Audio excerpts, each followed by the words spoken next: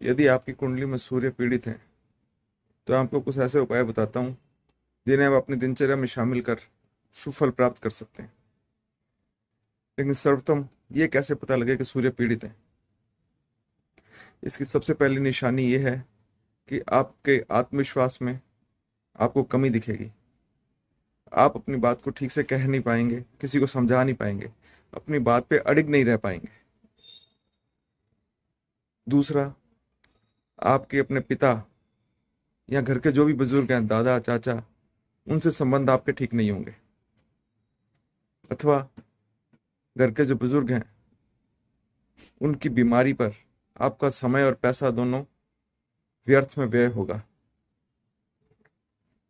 अथवा राज्य सरकार संबंधी कार्य, राजकीय कार्य जो है आपके हैं, उनमें कोई ना कोई विघ्न आएगा।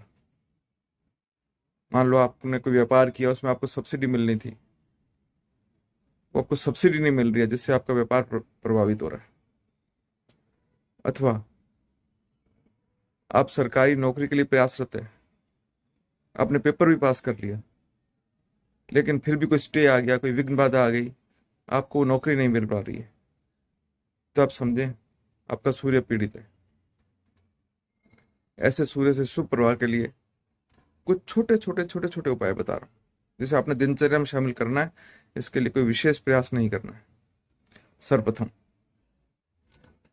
नित्य सूर्योदय से पूर्व उठें, नहाकर तांबे के पात्र से सूर्यदेव को अर्घ दें। अर्घ देते हुए गायत्री मंत्र बोलें। 3 बार गायत्री मंत्र बोलना है।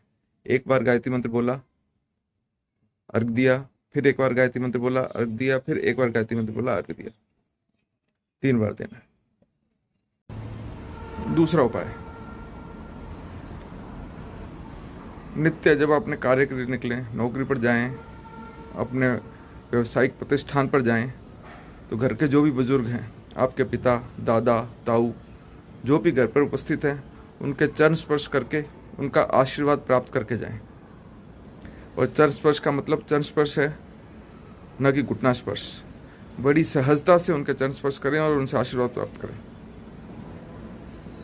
ये जो उनका आशीर्वाद है, ये आपके नित्य कार्यों में सफलता प्रदान करने के लिए, आप में आत्मविश्वास जगाने के लिए बहुत कारगर है। तो कृपया इसे दैनिक रूप से अपने जीवन में शामिल करें। तीसरा उपाय, आपके कार्यस्थल पर जो भी आपसे वरिष्ठ हैं, आपके जो वरिष्ठ अधिकारी हैं, उनसे बहस विवाद से बचें। उन्हें किसी प्रकार के अपशब्द उनके सामने या पीछे ना कहें, उनकी बुराई ना करें, उनकी चुगली ना करें। चौथा उपाय, जो भी निर्णय लें बहुत सोच समझ कर लें। घर के बुजुर्गों से, अपने गुरु से, अपने मेंटर से सलाह करके ही डिसीजन लें। जब एक बार डिसीजन ले लिया, फिर उसे बार बार ना बदलें, उस पर अडिग रहें। पांचवा उपाय, यदि सूर्य आपके जन्मांक चक्र में कारक हैं, तो लाल रंग का अधिकतम प्रयोग करें, तांबे और सोने का प्रयोग करें। किसी अच्छे ज्योतिषी से सलाह लेकर सूर्य रत्न, माणिक्य धारण करें। और यदि सूर्य अकारक है तो रविवार को नमक का त्याग करें, अन्न और गुड़ का दान करें, गायों की सेवा करें। और किसी भी परिस्थिति में यदि सूर्य चाहे कारक हो चाहे अकारक हो, रविवार को आदित्य हृदय स्तोत्रम का पाठ अवश्य करें।